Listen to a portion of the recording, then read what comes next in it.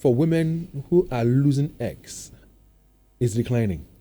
And fertility issues is also declining. I don't know whether I get my question properly. Hitherto, maybe you can be up to 45, you can still conceive. But right now, it's declining. Okay, so that is not absolutely correct. Okay. So that is what I try to drive Explain. at, is that, you see, because of these drives towards education, career, acquisition of trade, women delay. In fact, in a recent study we conducted, we tried to find out if women are aware of this decline in their fertility with age. Yeah, we found out that about 72% were aware of their decline in fertility with age. And but many of them also desire to have children, but they are unable to settle down because of these requirements. But they are not aware that they can preserve their fertility. So tell me this. This 72% figure you mentioned, is it a research done in Ghana or is it global? Here in Ghana, among university students. Among university students? Yes. 72% are aware? They are aware that there's a decline in fertility with age. Okay. So they would have wished to settle down. But these drives do not allow them, to settle down. And we can't blame them, can we? we? So even though we are saying there's a decline in fertility with age, we are not saying that women beyond a certain age can never have children. We are talking about statistics value.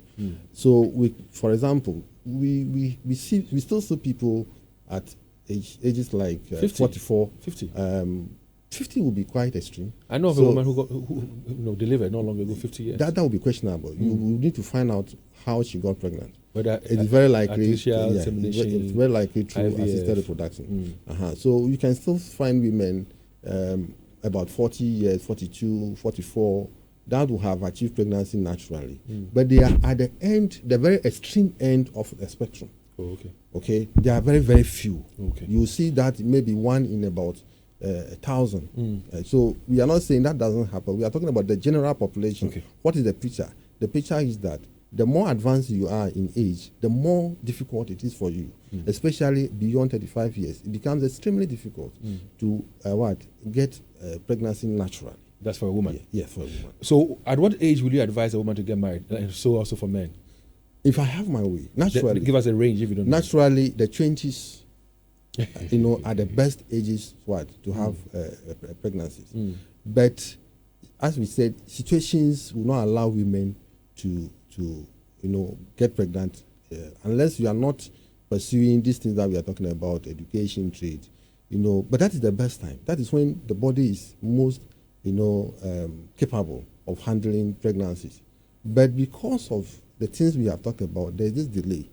But we will want people to be aware that as you pursue these things and you delay childbearing, you are, causing problem, for yourself in the future. Yeah. But again, there are ways to, preserve biological potential to have a child, and I hope we'll get back. No, we'll get there. We'll get there as to how to, take the eggs and store them properly and all that. So for women, you're saying age what? The ideal situation is for women to have children in their 20s. 20s. And for men? And if there's any delay, it shouldn't go beyond 35. It should not go beyond 35. Yes. And for men? A man can have a child at any time. But again, there are concerns about the quality of the sperm with age.